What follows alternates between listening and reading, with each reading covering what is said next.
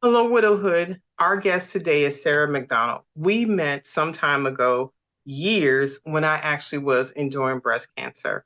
And we're going to have a conversation with her about her journey through cancer, a book that she's written, and unfortunately, her dad and his battle with cancer. Let's get into the conversation now. Many people talk about the ups and downs of married life, but no one really prepares you for life after your spouse passes away. Welcome to Widowhood Real Talk with Tina, a safe place for widows, widowers, and their friends and family to talk about love and loss. Find comfort as you listen to honest conversations between Tina and invited guests who've experienced the loss of their forever partner. Share their stories of love, grief, and healing. You are not alone in this journey. Join today's episode and discover a wealth of resources and learn how to connect with others who are traveling the same path. This is Widowhood Real Talk with Tina. Hello, Widowhood. Our guest today is Sarah McDonald. She is someone I've known for while, but have not spoken to in ages. And as we know, the widowhood conversation is about every part of that hood, whether it is a parent or a spouse or someone close to you that is no longer in this world. We are having a conversation about that. And as we talk about grief, it expands past, unfortunately, the passing of someone we love. And another, unfortunately, Sarah can talk about all those different things. So we're going to have a conversation about her journey, and anything else that comes up. And she probably drills me because we have not talked in a long time. So we're going to get right into it. Welcome, Sarah. Thank you, Tina. I'm thrilled to be here. So she's like a one-liner, but this lady has out here making big gains in this world. So Sarah, tell us a little bit about professional Sarah and personal Sarah. Yeah. Let's see. Professional Sarah. Professional Sarah has done a number of different things. I first met you when I first met you and your brother. I was working at eBay and I had been there 14 years and had become a senior person at eBay. And during that time, I had cancer. So that's the reason I'm talking to so many people on podcasts these days, because I had that very tough experience and I've recently written a book about it. But from a professional standpoint, since eBay, I left eBay at the beginning of 2019, went to work at a small startup as the COO, like 120 person startup as the COO. Ended up leaving that 2 years later during the pandemic and decided to become an executive coach. And while I was going through my executive coach certification, I had been writing this book about my cancer experience, and I decided that with the time that I had, I wanted to finish the book. That in fact, if my time was short in this life, that one of the things that I would regret most, Tina, is if I didn't finish the book. So while I was getting my certification, I finished writing my book, The Cancer Channel. And then since that time, I'm an executive coach, coaching a number of C-level executives at startups. I am now a published author who is speaking at corporations, on TV, radio, podcast. Podcast is my favorite medium by far. It's much more relaxed and real. And then I'm working at a small startup again. So it's hard to live in the Bay Area. I live in Northern California in the Bay Area. It's hard to live in the Bay Area and not participate in the startup phenomenon. Oh, wow. Okay, a couple of things there. Thank you. What, for people just sure we're all on the same page, what is a COO and what is a C-level? A little bit about that. Yeah, a COO is the Chief Operating Officer, and generally that is the second in command after the CEO, who is the Chief Executive Officer. The CEO that I worked with, the way we described our roles was, for those of you who have been in the hospitality space, he was front of the house and I was back of the house. So I made sure that the company was running well, running efficiently and effectively, that we were meeting our goals. But the CEO and I paired on that, and I was, as I say, kind of running the back of the house. And when I say C-level, people who have the word chief in their title. So that would be CEO, COO, CMO, which is Chief Marketing Officer, or Chief Product Officer, which is CPO, like all of those C's. So I'm Okay. talking to people who are in the hot seat, Tina. Okay. Thank you for breaking that down for us. Yeah. We'll make sure everybody understands. They're probably like, look at that. What is that word? So make sure they're all good. So cancer, how did that start? I mean, I know the book is written, but what, I mean, the onset of that and types of cancers and how that went for you. Yeah. So, and this is something you and I talked about. Oh my gosh, I'm gonna say, what was that, 7 years ago when you and I Yeah, first spoke? 7 or 8. Yeah, when I first Yeah, received my diagnosis. yeah, Yes. that's right. So, so for me, my cancer story started when I had been at eBay about 8 years, and I was running a big department, and I was asked to interview for a role called the chief of staff to Oh, the president of eBay. And Tina, I'll be honest, similar to like C-level executives, I had no idea what the chief of staff was. And I know your family has military, so you guys yes. probably have greater awareness. I do not come from a military family. I come from an academic family. So I was like, what is a chief of staff? And would I even know how to do that? But I went and interviewed with the president of eBay. His name was Devin Wenig, and he asked me to become his chief of staff. So I went from running this really, really big team to just being in charge of myself and occasionally trying to manage Devin. um, and with this extra time I had before things really heated up in the chief of staff role, I decided that I would go see some of the doctors that I hadn't made the time to see when I was running a large team. And the first thing I did is I went to see the dentist. And I hadn't been to the dentist in like 3 years. So she did one of these really thorough cleanings that is awful. Like a And about descaling, that kind of stuff. Like your mouth's yeah, open, you like your right. jaws are sore afterwards. This is where they say take antibiotics before you come and everything else. Yes. Well, Tina, good point. So after all of this descaling, like a week later, I felt this lump in the floor of my mouth. And I thought, oh, well, clearly, she must have poked the floor of my mouth Hmm. and I must have gotten an infection. So I called the dentist. I was like, hey, I think I have an infection. Can you prescribe some antibiotics? And she said, can you come in and see me immediately? So, okay. So I did. And she felt around and she said, Sarah, there are a number of things this could be. At one end of the spectrum, it could be the infection you think it is. On the other end of the spectrum, there's this really, really rare form of cancer, but I'm sure that's not it, Sarah. But she said, hey, listen, I want you to go talk to this other specialist. So, I saw a number of other specialists, and, spoiler alert, it turns out that I had the really, really rare form of cancer she didn't think I had.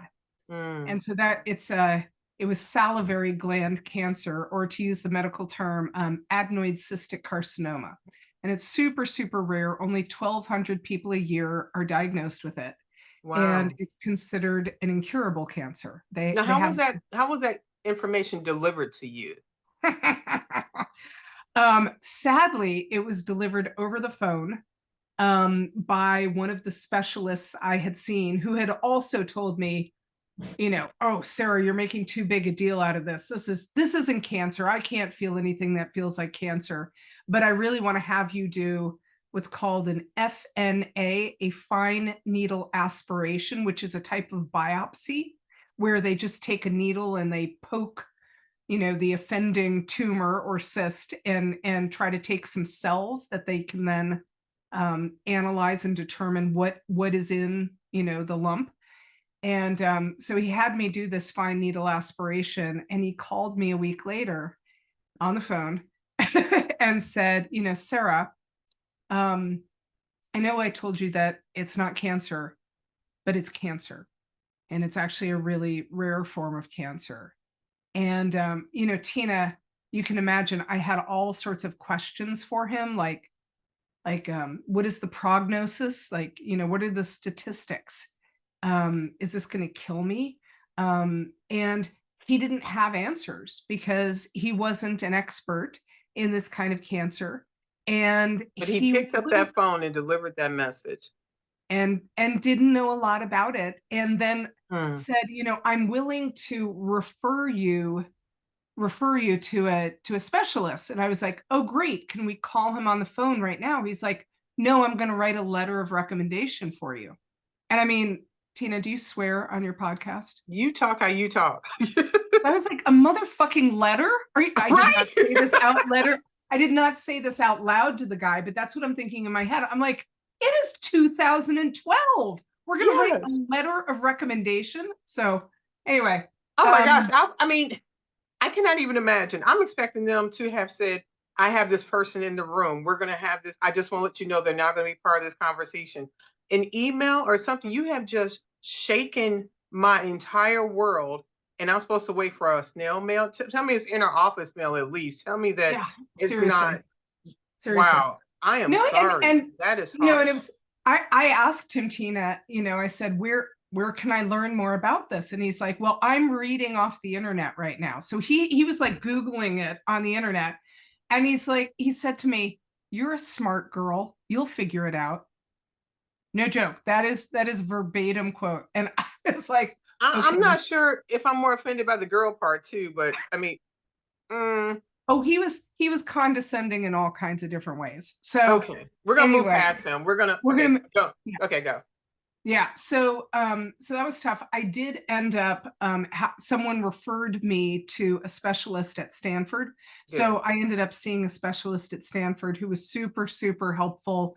Happy to share that story because it's a happier story. Like the guy I had another doctor at Stanford refer me to this specialist. And so instead of, I called his office to try to set up an appointment, and they said he doesn't have availability for 6 weeks. So I was going to have to wait 6 weeks to talk to a specialist, and just 6 weeks sitting there in purgatory, like, yeah, like, oh yeah, not sleeping, not eating, going crazy. But the referring doctor called him and said, will you please call her? So on a Friday night at 5:30, this head and neck specialist from Stanford calls me, and he says, my phone rings and it says Stanford Medical. And I thought, who's calling me? And he was like, hi, this other doctor asked me to call you, so I'm calling you.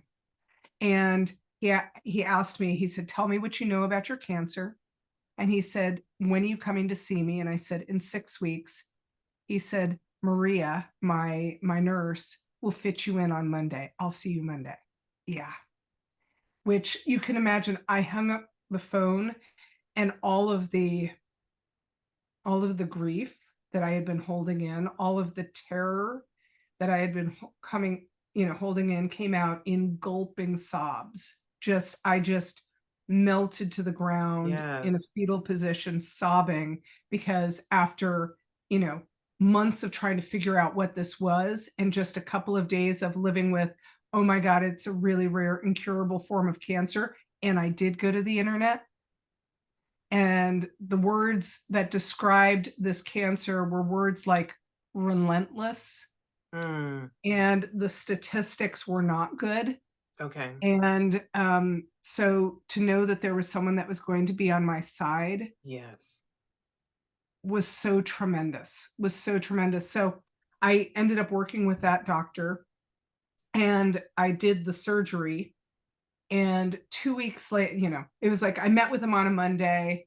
I spoke with him. I had the surgery 2 weeks later. And then 2 weeks after that, I met with him to talk about what other treatments were available to me. And the answer is only radiation. This particular kind of cancer, they haven't found a chemo that works with it or works against it. So your options are really surgery and radiation. And there are actually some new treatments that have come out, but those were the options at the time. And so I went to that doctor's appointment to talk about the radiation with him, and I brought a long list of questions for this doctor. And one of my last questions to him, Tina, was, I said, 8 years ago, I found a lump in my breast, and we biopsied it, and I was told it wasn't cancer. But is it possible is it possible that this is metastatic adenoid cystic carcinoma? Is it possible that it had spread? And when they went looking for cancer, they were looking for breast cancer in my breast, and it was actually the salivary gland cancer. And he said, Sarah, adenoid cystic carcinoma, when it metastasizes, it goes to your lungs or your brain, which, made me feel great, Tina. Your lungs or your brain. But he said, so it just doesn't travel. It doesn't metastasize to the breast. So if you have cancer in your breast, then it's most likely breast cancer. And frankly, we never see it in someone so young. Two primary source unrelated cancers, we just don't see it. But if it would make you feel better, you should go pursue it with your OBGYN. So I went to my OBGYN and she said, her office was like, well, she can see you in 6 weeks. And so I emailed her directly and I said, hey, Deb, what are the chances you can see me? And she did. And she said, wow, has this grown? I was like, no. And she said, aren't you doing mammograms? And I said, every year since you and I found this lump. And she said, well, you do have dense breasts. And sometimes tumors don't show up in mammograms with women who have dense breasts. And I thought to myself, Tina, why am I just hearing about this for the first time? And then, I reminded her that we had done a biopsy on this lump, and I showed her the scar. And she said to me, Sarah, have you ever noticed how far away this biopsy scar is from the lump? I'm not sure they biopsied your lump. And so I just had like electricity going through me. I thought, oh my God, I have breast cancer too. And so again, another spoiler alert, I went and saw a number of different specialists, had tests done, and they diagnosed me with stage 3 breast cancer. So in a weird kind of way, my salivary gland cancer saved my life from the breast cancer. Because honestly, Tina, in my mind, I had been told you don't have breast cancer. And so I had just accepted that I was just lumpy, that this was a cyst in my breast, and I didn't pursue it anymore. Right. And it turns out that it had been slowly growing. And so by the time they went in to remove the breast tumor, I had lymphatic involvement. Two of my lymph nodes were infected. And, the cancer was just thankfully, slowly, but surely progressing. So that is how I came to have 2 forms of cancer at the same time. And I started being treated for both of them at the same time. That is wow. Obviously a few things I want to circle back on. Thank you. Yeah. You obviously not your first time sharing that at all. I want to go back to the person delivering that information and getting to a specialist. Going through what you've endured, what would you recommend for someone that's in that situation where they're receiving this very vital data in such an off-putting way, how to handle that or how to be their own advocate to move forward past that to get to what they need? Yeah. So the point you make, Tina, is that we all need to be our own best advocates. And as I say to people, there is no one who cares more about your health than you, even the doctors. And if I learned anything from this experience, doctors make mistakes. It turns out they're human.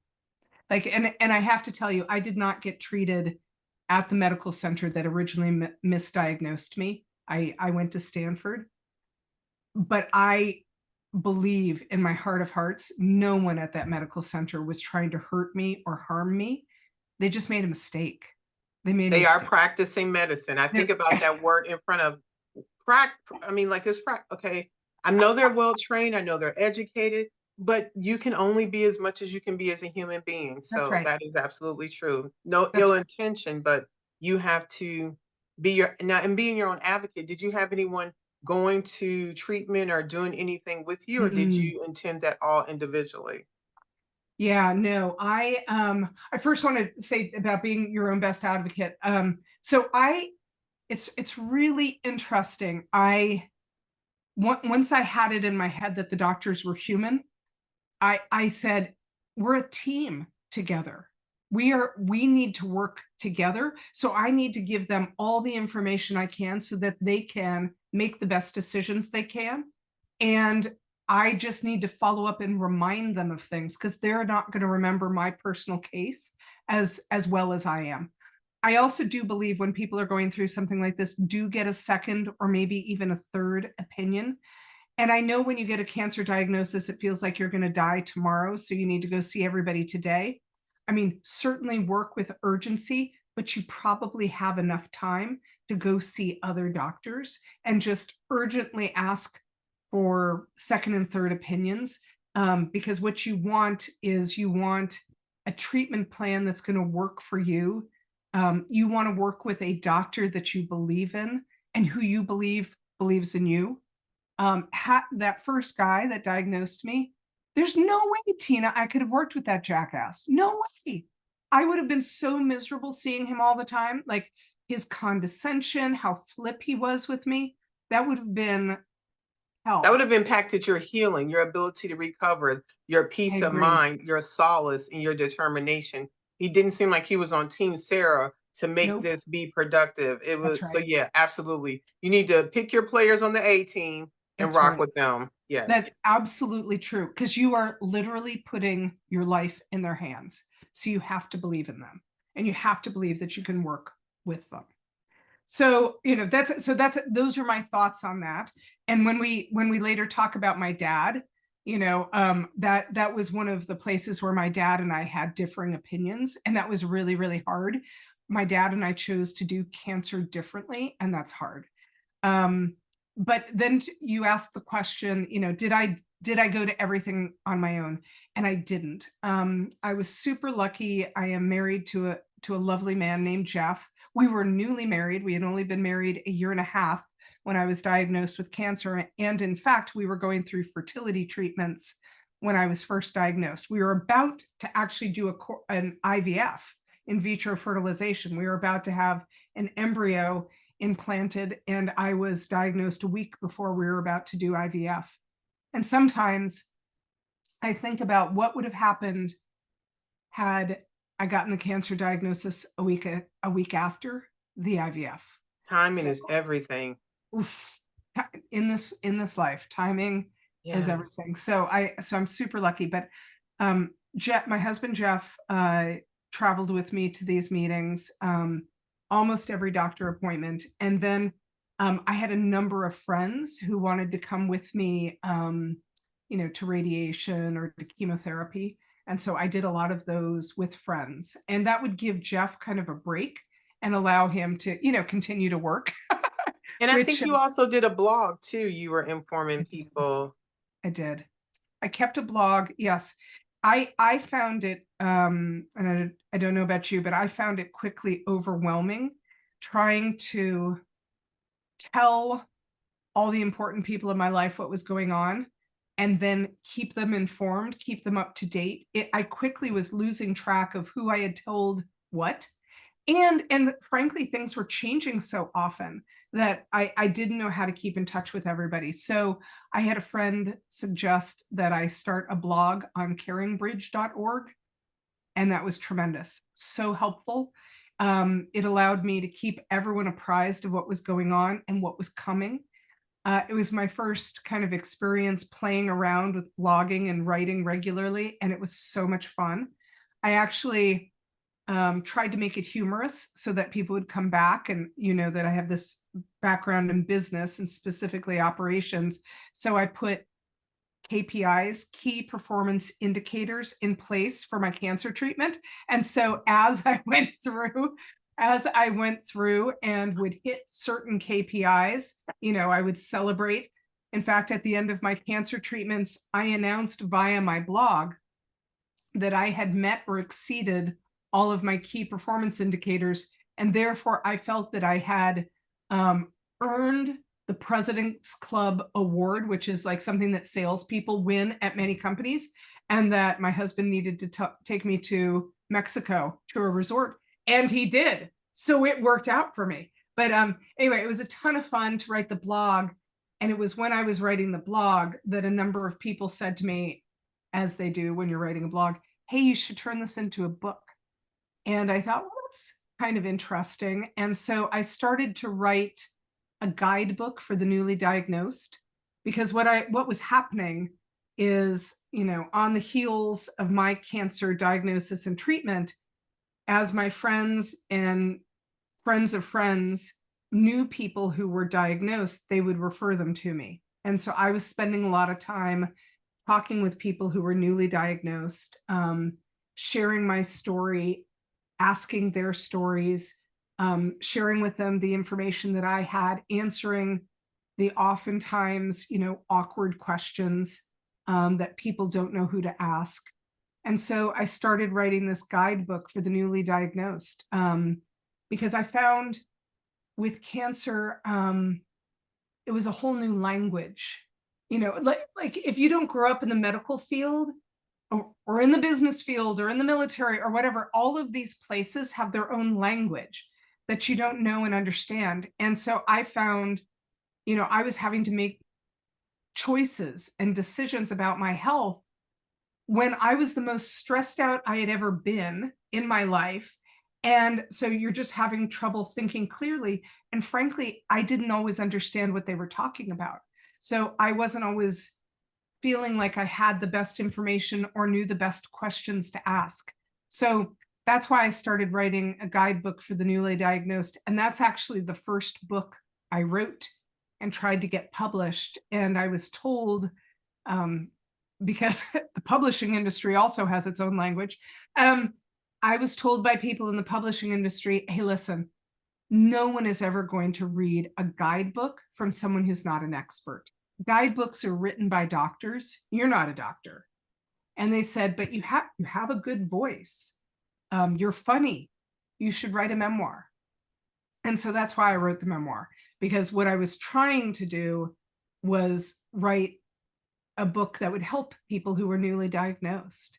And I thought, gosh, if my stories can give people hope in the long, dark tunnel that is cancer treatment, if I help a couple of people, then terrific. Then it's worth it. And so that's why I then went back and wrote the memoir, which is the book that I finally, that I wrote during the year that I was doing the executive coaching certification. I wrote the memoir and published it, and now have been talking with people. Thank you. And I can definitely say, if your book is just an if of what you gave me in our conversations, that it is very much worth the read and the understanding. One of the things I want to circle back, you got, and I want to come back to some things. I really want to talk about how important it is to have someone to go with you. Yeah. Sometimes I think people receive a diagnosis of cancer and they want to keep everything internal. They don't want anybody to know, Yeah. because you are afraid that this may be the end of my life and I don't want to disturb my family or my friends. I know everybody does their journey the way that they do, but what are some pros and cons that you see Yeah. in that, as people are trying to deliberate what they should do to give them something to feed on for that? Yeah. That it is such a rich question, Tina. Um, and what I would say is, I had the benefit of 2 cancer diagnoses. And with the first cancer diagnosis, I wanted to be private. I mean, I obviously I told my husband, there was going to be no hiding it from him, nor did I want to hide it from him. But I didn't want to tell people at work. I didn't want them to perceive me as weak. Somehow there was, I don't know if you had this experience, I felt somehow embarrassed because I didn't want to talk about something so personal as my health or possibly my death. Um, there was a strange shame that I had in being diagnosed, like I had done something wrong, all of which I know is not true, but I felt like I had done something wrong. So I was super, super private with the first cancer diagnosis. And what I hoped would happen is that I would go through treatments, I would get past it and I would return to my normal life. It was just going to be a little bump in my life, this cancer thing. And then I got a second cancer diagnosis, Tina. I was like, oh, cancer is coming for me. All bets are off. Like, and in fact, the doctors sent me to the genetics team at Stanford because they're like, is this just part of a larger cancer story? Like I'm not remembering what gene it is, but there's some gene that they can test you for. And I ended up calling it the all cancer all the time gene. It's just like, there are people who just get cancer after cancer after cancer, until cancer takes them down. And so the doctors worried that that's what I had. And thankfully, I did not. I also didn't have the BRCA mutation, which is the breast cancer mutation, and now they have another one. Anyway, so yeah, I just decided at that point I was going to be very, very public. But getting back to the question of, not wanting to be a burden on your family or who you tell, a couple of things. One of the things I observed is when I went to doctor's appointments, I had so much adrenaline pumping through me.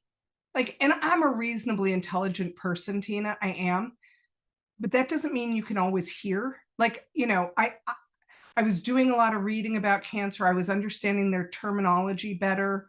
I was asking better questions, but I didn't always hear everything because of all of that adrenaline. You think about, in times in your life where you are really aroused and you've got all this adrenaline pumping, you just can't always hear everything that's being said. And that's so true because you're hearing it's almost like that Charlie Brown teacher thing going Mm-hmm. on. Mm-hmm. You're hearing a word and then you're hearing a walk, walk, walk. You're thinking about my life. You're thinking about what's going to happen. How am I going to feel? And That's right. you're fading in and out of the Yes. conversation. And you're almost stunned because I'm like, I know how I handle things at work. I know how many tasks I can handle, and I'm having a challenge focusing on this one person and this one conversation.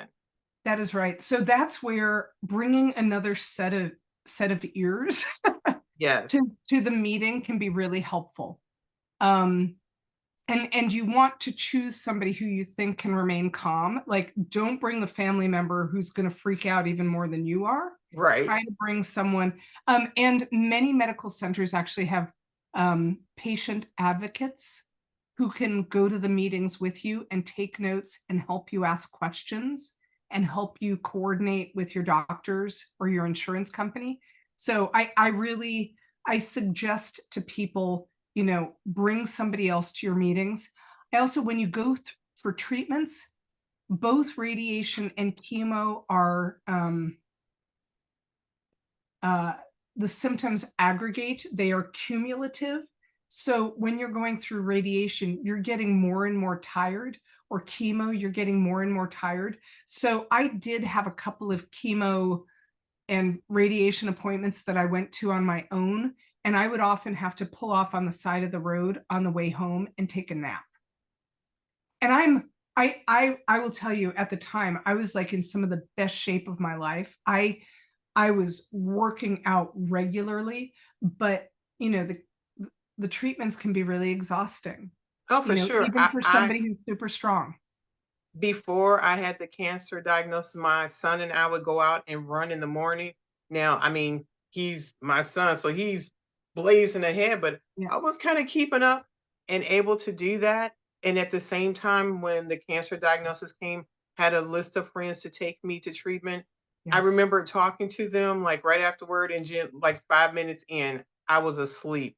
It was done. There was no way that I could be able to do that. And my treatment location was 90 minutes one way to Right. Memorial Sloan Kettering. Right. So I can relate to having to pull over because your body, every cell, as Sarah, is when you're dealing with chemo, trying to, that's burning off the bad cells and new cells are trying to be created Yeah. on every aspect. And in Yes. talking about the treatment, what did that look like? How difficult? Um, different people have experiences things not staying on our body.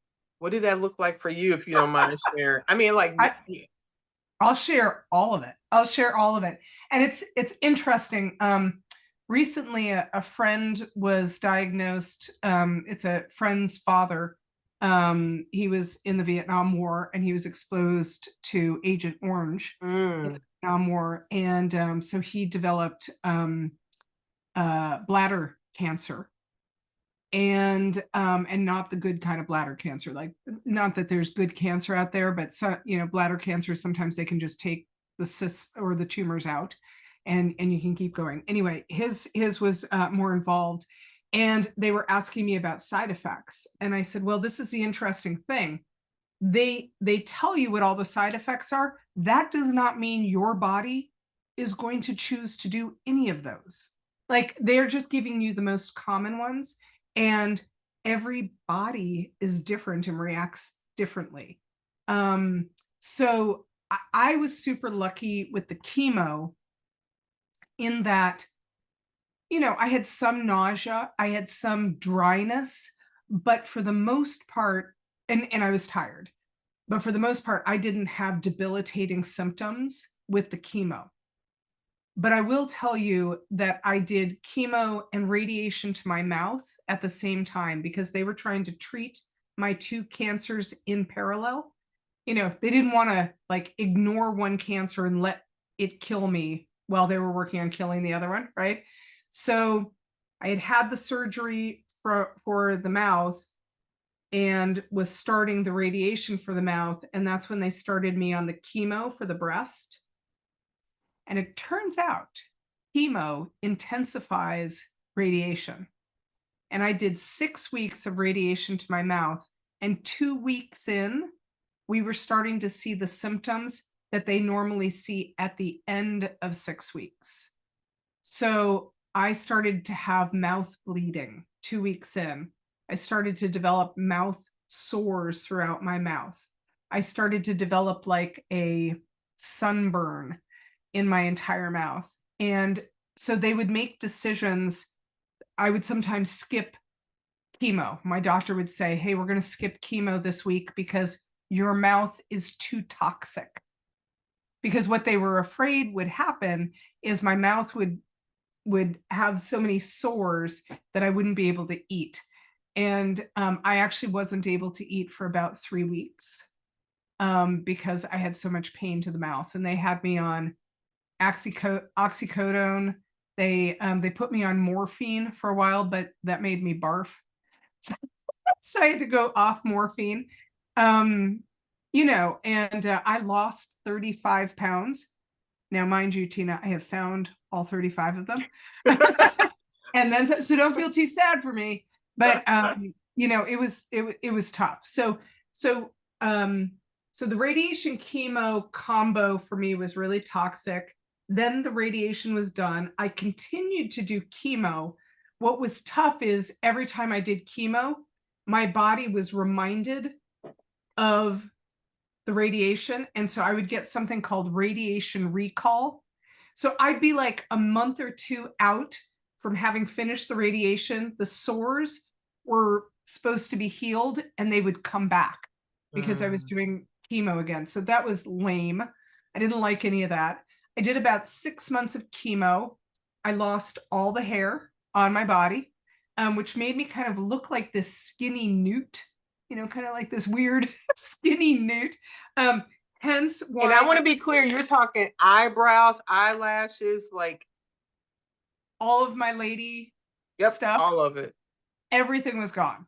Like, wow. like the biggest Brazilian waxing you've ever had. But this is in part why I have purple hair. When my hair eventually came back in, it came in super, super curly. Like I had a light afro, right? Okay. And it did not look attractive on me. My hair it was kind of like cotton candy, kind of wispy and curly. And so I decided to try dyeing it platinum. So we dyed it and it straightened my hair, Tina. Wow. So my hair went from curly to straight. And I had like this platinum blonde, super short haircut for about 5 years. And then I was just damaging my hair so much, so I decided to grow it out again. And I was like, you know what? It's only hair. So I'm gonna do purple. So I've done purple, I've done green, I've done blue, I've done pink, but I'm a purple gal, I think. Isn't it amazing how these situations in life change our perspective of things in a way that just never would have happened before? It's like maybe one of the small gifts that you receive after, surviving and enduring such an hardship. Yeah. Yeah. And you talked about I wanna circle back to something else. You talked about you guys were trying to have children just before the cancer diagnosis. How did that go for you, or where did that go from there? How'd that play out? Well, Yeah, how'd that um, go? so, we got the first diagnosis. Then 2 months later is when I got the breast cancer diagnosis. And about a week after that diagnosis, my breast oncologist called Jeff and me back into the office. She said, "Can you both come back in?" I said, "Okay." She walks into the room and she's like, "You guys have been processing a lot." And I said, "Yeah." And she said, "I understand you were seeking fertility treatments here at Stanford when you were diagnosed." And I said, "We were. We were about to go through IVF." And she said, "What have you heard about your fertility?" And I said, "Well, if I make it through the cancer treatments this year, my understanding is in 2 years' time, I'd be able to try having a baby if I survive these two cancers." And my doctor looked at me, Tina, and she said, "Sarah, after we get through the chemo and the radiation and the surgeries for your breast cancer, I'm going to put you on an immunotherapy called tamoxifen." And this is a medication that will block estrogen and progesterone, because those are the hormones that your cancer was feeding on. And she said, "And I'm going to have you on that medication for 10 years. And so you need those hormones in order to nurture a baby. So I would have you on this medication until, for 10 years, until you're 54." And she said, "And at that point, you would not be a candidate for IVF. So unfortunately, you will not be able to bear a child." And that was even it's kind of amazing for Jeff and me to think about it, because even though we weren't sure I was going to survive the year and we were very focused on that, somehow we had this crazy idea that I would have a baby. And I know those are incongruous, like, um, but it had been such a hope and a dream for us, having gotten married super late. I was 42 when I got married. Um, so I looked over at Jeff, and he just, he had tears welling up in his eyes, and he's like, "This is all just too much. It's too much." So we began kind of mourning and processing the fact that we were not going to have a child. And then about 2 years after I finished all the treatments, I was back for, and with breast cancer, the important do you make it through the treatments? And then they care about the second year, the fifth year, and the 10th year. And if you make it past 10 years, they say, "We've cured you." Yeah. So here I was at my second year treatment, and meeting with my doctor. And I said, "I'm starting to feel optimistic that I might live. And so we're starting to explore finding a surrogate to have a baby. We have all these embryos on ice. So we're wondering, can we find a surrogate to bear the child?" And she said, "I am so glad you bring this up." She said, "Because there's just been these studies done in Europe where they tracked Belgian and German women who had had breast cancer, who were on tamoxifen, who willfully and against their doctor's orders went off the tamoxifen in order to get pregnant. They got pregnant, they had babies, and then they went back on the tamoxifen, and they haven't shown higher incidence of recurrence." And I was like, "So what does that mean?" And she said, "Well, if you want to try having a baby, let's do it." So I went to Jeff and I said, I have terrific news. And he said, wait a second, do you have to go off your cancer meds to do this? And I said, yeah, I'm going to have to go off the cancer meds for like 3 months. And then we could do the IVF. And then, yeah, I'll be off the cancer meds, you know, for the time of the pregnancy. And then, while I'm breastfeeding until I stop breastfeeding. And then I would go back on the cancer meds. And he's like, well, I don't want to do it. He's like, unless they can give a guarantee that your cancer's not going to come back. And I said, oh, my love, we never have that guarantee. So really what you need to think about, or what we need to think about, is how do we want to live? And the way I want to live is I want to experience everything I can, which includes having a baby. And so if I can have a baby, if I can carry a baby, I want to. And so I did. So Tina, at 48, I gave birth to Rory Elizabeth McDonald, and she just turned 7. Oh, wow. And she is fiery and fierce and occasionally feral. She is she's tough. She is tough, I but wonder where she gets that from. I wonder yeah, where. no, she's yeah. So we feel so lucky to have her. Yes. Yeah, it was pretty exciting. One more question. I know we have a couple of things to talk about. How did you develop the questions that you came to the doctor with? How did you go about doing that? Oh, I love that. Oh, I have never been asked that question. Um, Jeff and I would both kind of brainstorm them together. Um, and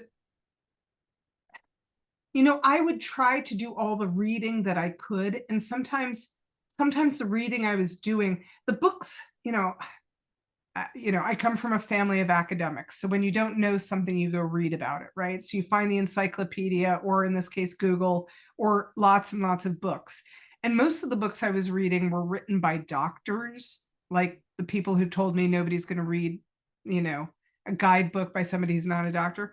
But I was reading books by doctors who were explaining this is why cancer happens. And so I was asking various questions like, how is this going to impact that? And I was asking how are the different medications I'm taking, how are they going to interplay?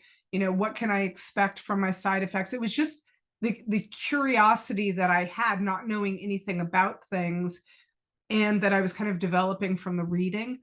I honestly, Tina, didn't know. I was 44 when I was diagnosed, and I knew very few people who had had cancer, because I was, now of course I'm in my 50s and I know a lot more people who have cancer. But it was just out of our curiosity. And the other thing I will tell you is, like, neither my husband nor I have a background in medicine, but we both found it utterly fascinating, the stuff we were reading. And we would often joke to one another, God, if this wasn't involving my potential death, this was like fascinating Riveting stuff. information. Riveting how the body works. And I'm kind of embarrassed and want to apologize to my mom. I mean, my mom was a professor of biology, anatomy and physiology, and was the advisor to the medical students, the potential medical students at her university. And none of her kids went into science. None of us did. So but I guess I developed an interest in science later on, just due to my diagnosis. But the questions just came out of curiosity and wanting to understand more. And I wanted to be the best patient I could be, Tina, because I thought to myself, gosh, I want to adopt everything the doctors are telling me. I don't want to do things wrong. I tend to be a rule follower in general, and definitely whatever the doctors were telling me, I believed them. And so I adopted whatever they told me to do. Okay, thank you. So you talked about, I'm gonna shift to your dad. You talked about how Yeah. you and your dad handled cancer differently. You want to go down that road? Yeah. So my dad had been diagnosed with prostate cancer when he was 62, 63. And at the time, the treatments for prostate cancer were like surgery, which had, some maybe bad side effects potentially, radiation, where you could radiate the area, and or do nothing. And, the thing is, actually, if a man is old enough, well, they say that men, if they live long enough, they will develop prostate cancer, but it might not be what kills them. And often, like if a man develops prostate cancer in his like 80s or 90s, often the doctors will say, it's not worth going through the treatments because prostate cancer is so slow growing and you'll likely die of something else before the prostate cancer can get to you. But dad was 62, which is young.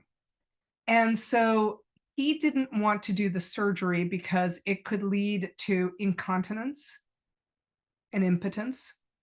And he was like, I don't want to be wearing diapers. I don't want to do it. And, he was like, what I'd really like to do is ignore it. I'm like, yeah, you're too young, dude. And so he opted for radiation. What ended up being tough is, with cancer, it only takes one rogue cancer cell to start duplicating.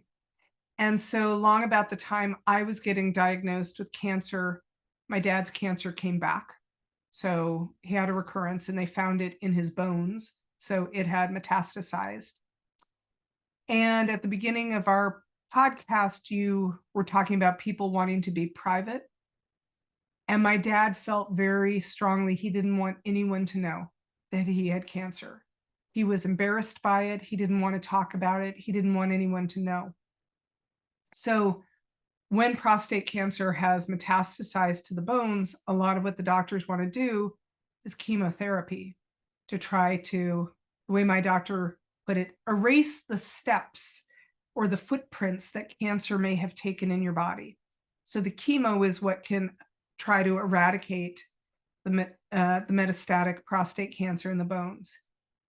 And Tina, dad didn't want to do it because he said, I'd lose my hair and then everyone would know I had cancer.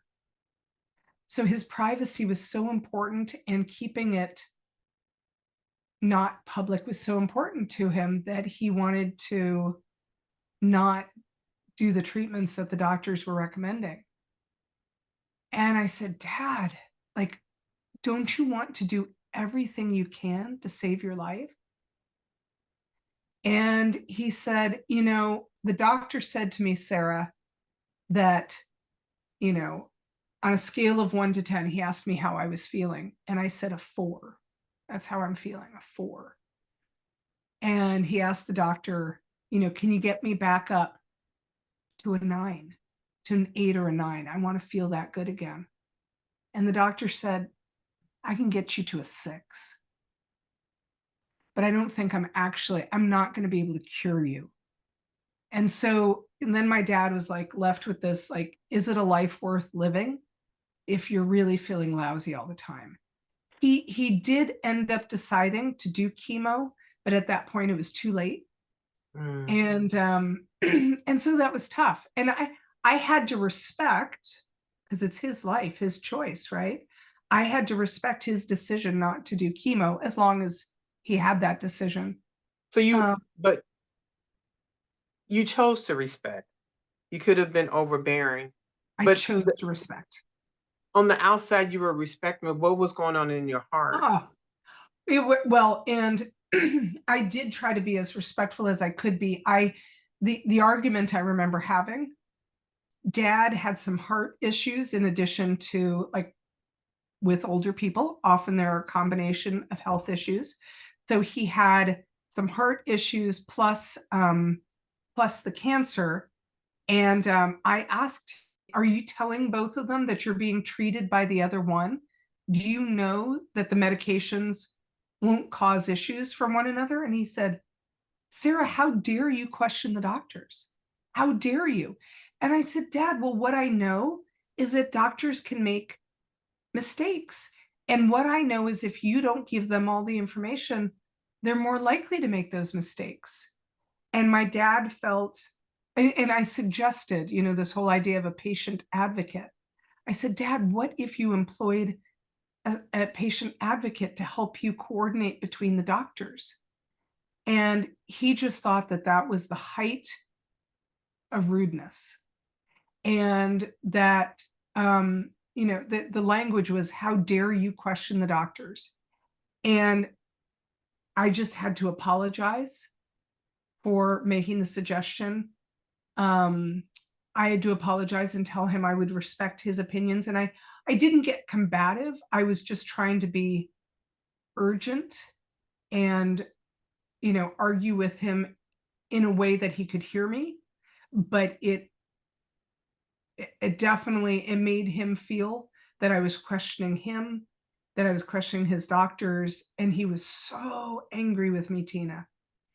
And that is just such a hard lesson to learn when a loved one is having a health issue and maybe they're not listening to their doctor, or maybe they're being cavalier about their health issue, or maybe they're not doing all the things the doctor tells them, or maybe they're not being as urgent about it. Maybe a lot of people get health diagnoses and they put their head in the sand because they don't want to believe that it's true.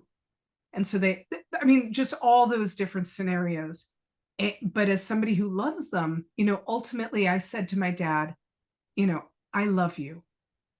And selfishly, I want you around. So I'm willing to fight whomever I need to fight to keep you around. But you know what? I don't get to make these decisions for you. It is your life. It is your choice. And I will respect it. And I will just love you. And so, that after we got through that hump, that was kind of the approach I took. And it was very clear at that point he was not going to be winning his battle with cancer. So it was a matter of riding it out with him. But when you're going through cancer, it's pretty freaky, or at least I found it freaky to be around my father, because I kept thinking, wow, is he the canary in the coal mine? I'm watching everything, how this cancer is ravaging his body, how his body is reacting to these treatments. And they're different, but he's my father. We have similar bodies. So yeah, it was hard. It was super, super hard, and hard to lose him because he became my little cancer buddy, right? He was the person I spoke to every single day that I was going through cancer treatments. We both weren't working while we were going through the cancer treatments, so we could call one another at any time and just talk about things that maybe we couldn't talk about with our spouses. Mm, wow. So Yeah. if I'm hearing you correctly, your dad did eventually succumb to cancer and pass. Yeah, so he let's see. He died in October of the year that I had cancer. So I was diagnosed in January and he died mid-October. And actually it was pretty hard because I had had my first breast cancer surgery, and then I flew down to spend time with him, and it was while I was down there, and he was quickly declining. But Mm, brother and I both flew down there, and my sister lived near my mom, so we were all around my dad. But while I was down there, my doctor contacted me and said, we didn't get clean margins on your surgery. You need to fly back up. We need to do another surgery. And I said, my dad is dying. I need to stay down here. And they said, no, we need you to come back up. And so I flew back up, and yeah, and he died. And then the next mm, day I went in for my second surgery, which, mm. it was the right decision, but it was super hard. Super hard. Oh, absolutely. Yeah.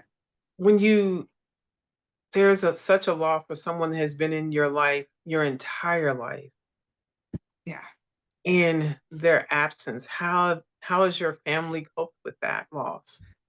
Yeah. We were all close to him. I think my mom, um, I wasn't living near him. And there is something about somebody that you see every day, and you're in touch with every day. Certainly I so missed talking with him, but I was only seeing him like every other week. I wasn't seeing him every day. Mom, we're more than 10 years out now. And so we just had well, I guess we just had the 10-year anniversary in October. Mom, for mom, it's still a daily struggle. I don't know about with your mom, but it's hard when it's Yes. somebody, who's um They were uh, together for how many years? they were together 49. Well, they were married 49 to get years, married 49, but together 50 years. Okay. And she was so funny. She was like, almost made it to 50. I was like, Mom, making it to 49 is pretty freaking cool. So, Yes. well done you. Um, and but she still struggles. She still struggles. Yeah, And pretty. rightfully so. Does she Yeah. ever open up to you guys, or how do you see yourself helping your mom being that widow? She does not like to go into the emotions. Like, there are some people that for self-preservation kind of stay on the top.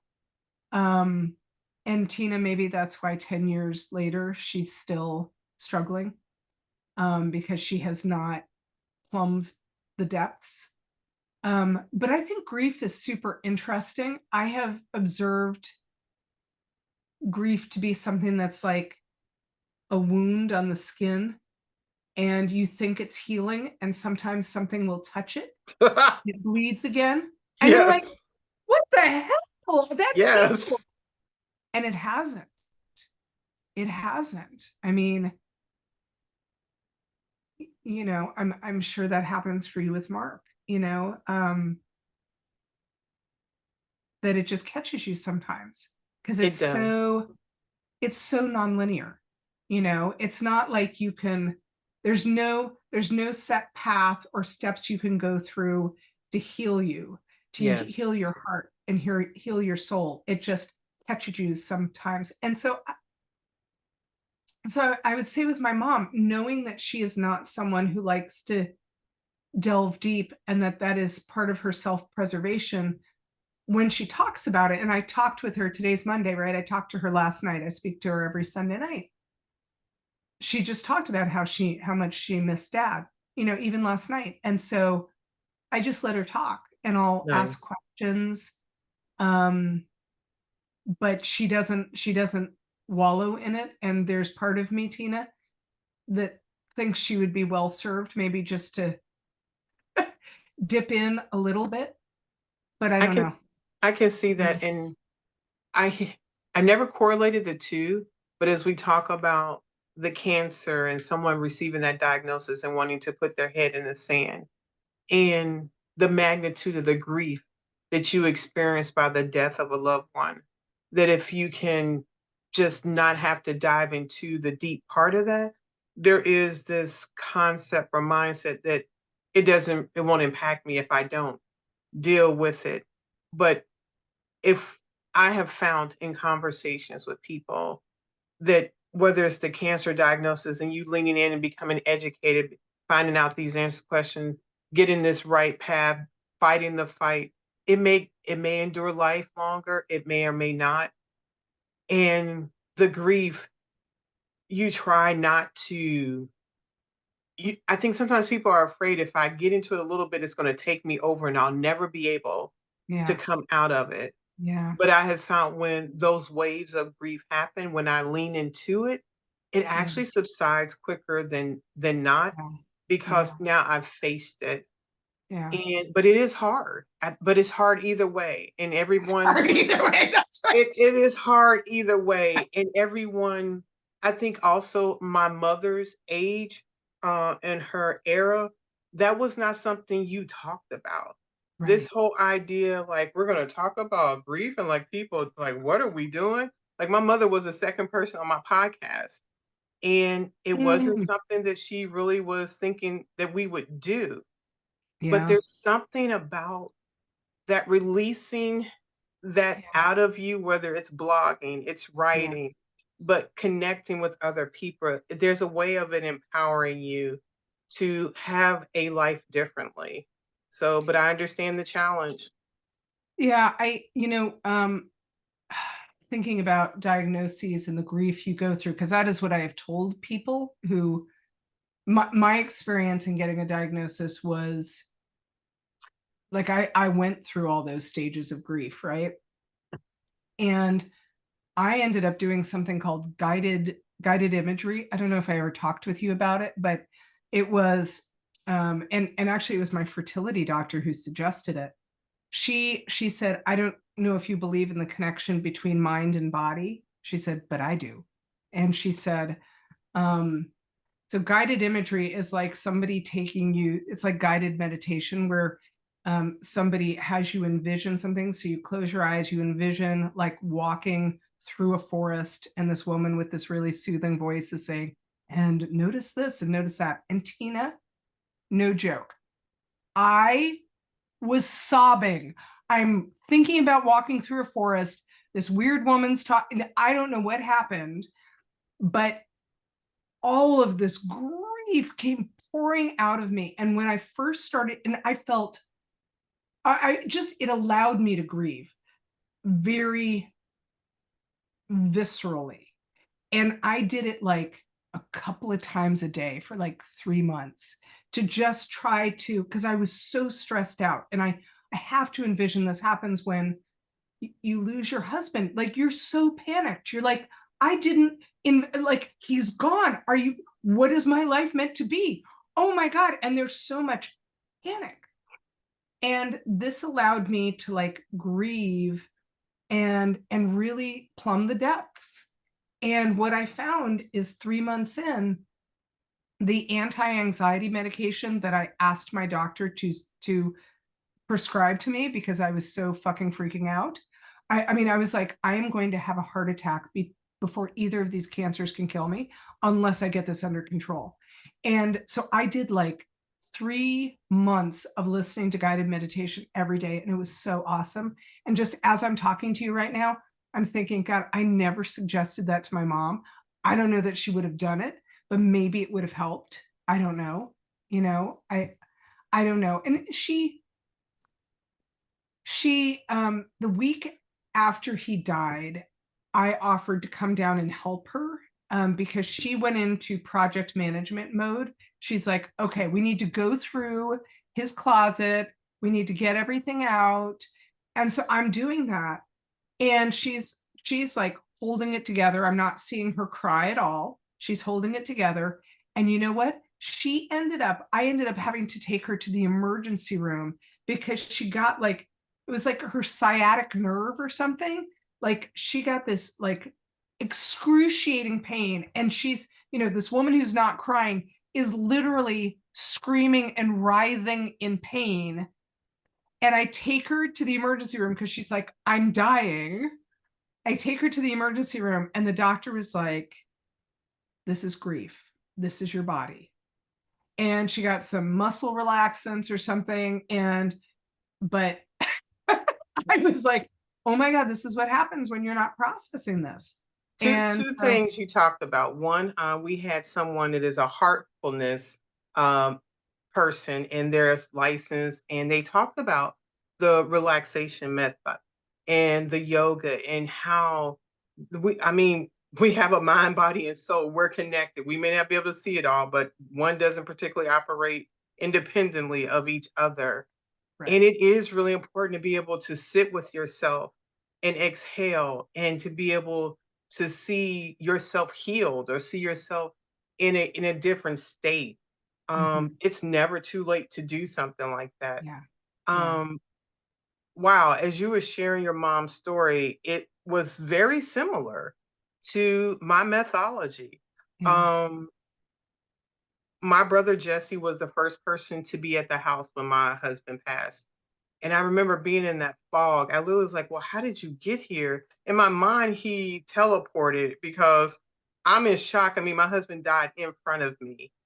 And he said, I flew here, Tina. And he started seeing, okay, she is not who she normally is. Yeah. And there was project management mode, all the things that I needed to get done for his service. I got rid of clothing that week there were people in the house that kind of fit my husband's clothes, and looking in his closet made me go through this imagination that he would wear it again, and I could not allow myself to even hover in that spot. I took his clothes out that I knew I wanted to keep into a different room. In the night that Jesse, because Jesse was with me for 2 weeks, and then a cousin came and they rotated out. And we were going to get up at 2 o'clock in the morning to take Jesse to the airport. My cousin was there. We got her the night before. And I was full on freaking out. I had never had a panic attack. Mark died of a heart attack. I thought I was dying of a heart attack. My cousin, who just literally had gotten to Pennsylvania the night before, was now driving Jesse to the train, not knowing really where she was going. My daughter was taking me to the emergency room. And what that someone you have been with me, Mark and I were together 32 years. And that person ripped apart, and you trying to process mentally, you trying to the reality, yes, I know people die, but my person died and what that looks like in the mind trying to reconcile. I can definitely relate to the project management mode, and just because this is a safe space, I can control this. So if this is what I control, then I will deviate to that. Yeah. So yeah, it is quite the thing. Yeah, I so remember your brother calling me when he was with you. He just called me and he's like, "Oh my God, Sarah, he died." And Jesse and Mark were close. I I mean, know. he grew up with like he was like Uncle Mark, and like Right. I mean and Jesse's yeah. Yeah. It was it shook the fiber of our family Yeah. in a way that you did not even see coming, because he was just 54. Right. And the thing is, this is just after you had been dealing with cancer. I mean, Oh, like that was like, I wasn't even like in October, I had a complete hysterectomy because they thought that the breast cancer was now turning into uterine cancer. Um, I had I was at a coworker's desk, and we were just talking. Now I work on a military installation, and we hear something go tap tap tap tap tap, and I'm like, "Do we have to duck?" I look down. There is blood everywhere. My period just came on in a rush. And that was the look on my face. I'm like, I'm so glad I was talking to a female, because if I was talking to a guy, oh my gosh. So I call my doctor. They say, come in immediately. I go and they go, ooh, and they're looking at the way the cells are changing. And yeah, now we're having a conversation about, I was like, I am 51. We don't need anybody else babies. Look, we got what right. we got at this point. And it was like, well, you need to have, Yeah. I mean, it went from that conversation to the next week I was having a complete hysterectomy because Wow. it was altering and about to change. And in October, I had the complete hysterectomy. November, Mark left Pennsylvania, took a job in Virginia, and then he passed that following March. I was literally just like getting my head on straight. And as Yeah. crazy as it is, when he passed, everybody was going, but Tina had cancer. Like, Right. I know I'm Exactly. thinking, I know y'all thought that I was like, You you were the don't know one. how this is going to go. Nope. And Nope. it was Jesse showed up. I mean, all of my family showed up strong then and have continued to be supportive as life changes and you continue to live. Yes. So, a Yeah. couple of questions for you. What gives you hope now, Sarah? Well, of course, I have a little girl. um, yeah, I mean, to my personal situation, the work that I'm doing right now feels really important, Tina. I am talking with a lot of corporations about how we show up for one another in crisis. I Mm, think it is interesting to me, and what's interesting to me is that the companies want to talk about it. Managers, my friends who are running, who are senior leaders at companies say, we need to talk about this. And we need to help our managers know how to talk to employees who are going through crisis. And crisis isn't just cancer diagnosis. It's loss of a spouse. It's loss of a child. It's a divorce. It's a, financial hardship. Crises take all different forms, Yes. and we need to be able to talk directly about it. Talk about the hard things so that we can show up for one another. Because Yes. one of my observations, people ask, "Oh my God, what do I say to someone who is going through a crisis like this?" I say, there are two sentences. You say, "I am so sorry you're going through this. It must be hard." And that applies to all different kinds of things. Then you just Yes. open up the resonance space. You just say, "It must be hard." And then you show up for the person. Because I don't know if this happened to you with cancer or with Mark's death. There are people who are so afraid of contagion. I'm like, Like they say hello to right, you and they're going to get cancer. Like they're going to say right. hello to me I'm and their like, husband's going to die. That's not how it works. Yes. correct. Yeah, yeah. Let me explain to you. This is not how it works. This is Yeah, not cooties. That's not how it goes. right. Exactly. So people end up saying nothing because they're so terrified of saying the wrong Yes. thing, or they fear becoming overwhelmed when they are with the person, so they avoid the person. Yes. What that does is isolate people who, at their greatest time of need us to lean in. They need Exactly. us to lean in. So that is, I started out saying at the beginning, like, I wrote this book to be helpful for people who have cancer. But what I discovered is the book was helpful for people who loved people who had cancer, who didn't know how Yes. to show up for people who had cancer. And I honestly thought all I was going to do was write a book and then be Mm. like, write a book, get it out into the universe. And when people were like, "Yeah, and what are you going to say?" I was like, "I don't have anything to say." But then I realized, oh no, actually I have a lot to say. And a lot of it is just talking openly about it. Like, I joke when I do the corporate talks, I say, "We're going to talk about," because everybody talks about it that way, rather than, "Tina had motherfucking cancer. But Hello. guess what? Tina is beyond that now. And Tina is a stronger, more resilient person now." Or Tina lost her shit for a while there, Oh because gosh, all of yes. that is real, you know? Yes. And, you know, so what I hope to do is talk openly and honestly about all of it, talk about the hard stuff, and then just say to people, just lean in. Just Mm. don't isolate this person in crisis. Help them. I have found, having been through it, because I still make mistakes, Tina. I totally still make mistakes with people. And I just say, I'm sorry I made this mistake. I'm Mm. trying to show up for you. I was speaking to a woman whose husband had, stage 4 lung cancer. And she asked me something about the year. And I said to her, it was a really hard year, my year of cancer treatments. I learned a lot. It wasn't all bad. And she looked at me, she's like, "How dare you say that to me? How dare you say that it's not the worst possible year? You don't understand. I'm about to lose my husband." And you know what, Tina? She's right. And I said, I'm so sorry. That is fair. I am so sorry. I did not in any way, shape, or form mean to be disrespectful of you.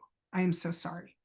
And it's just, she was in a very fragile place, you know. I would still say, like, I did learn some stuff from the year. Not everything was terrible, though I wouldn't wish cancer on anyone. I wouldn't. I But could it's say the same. There were so many, there were people I never counted on showing up.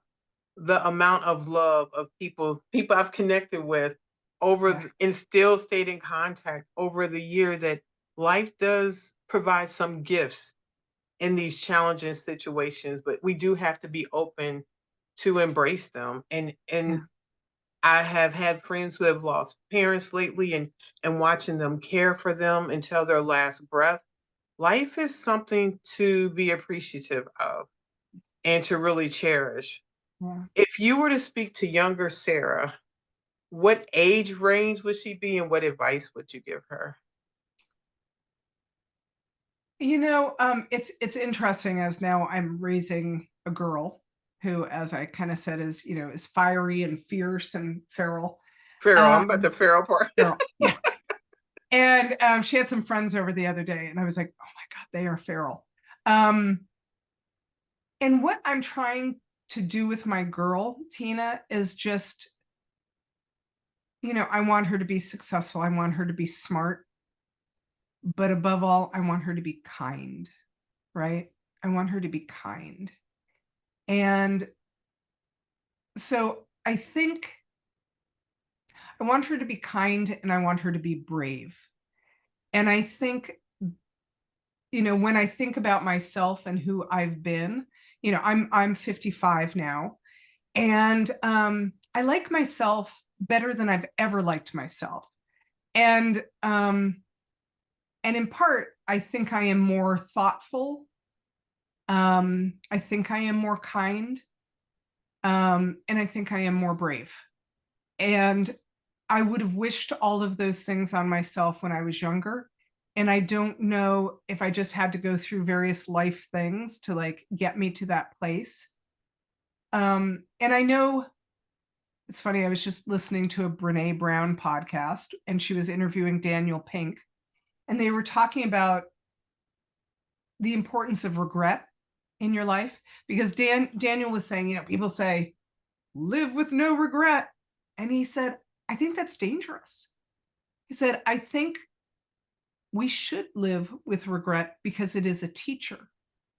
Because we should look and don't wallow or like beat yourself up, but say, wow, I made a mistake. How am I going to do it differently next time?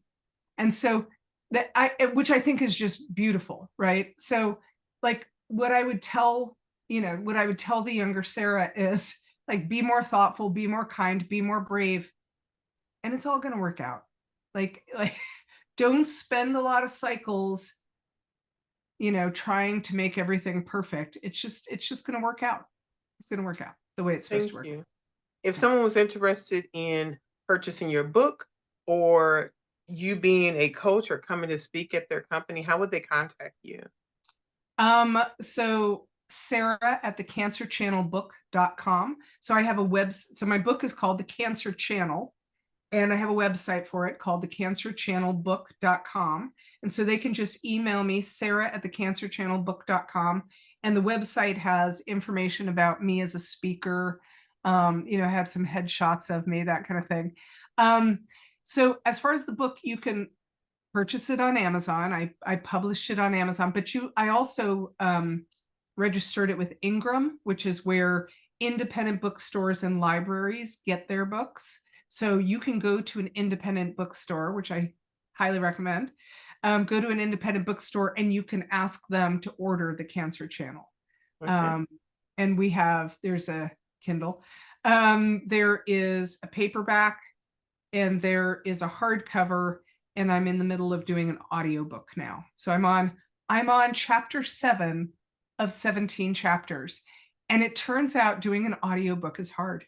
Turns out, because you have to like say it word for word. And yeah, it's hard. So anyway, I'm enjoying it though. I'm really thrilled. Okay. Closing comments, anything else you'd like to say before we wrap up? I'll leave it to you. Oh, Tina, I just appreciated the opportunity. This is brave of you. I appreciate you showing up for people who are going through this. I appreciate you creating the space for them.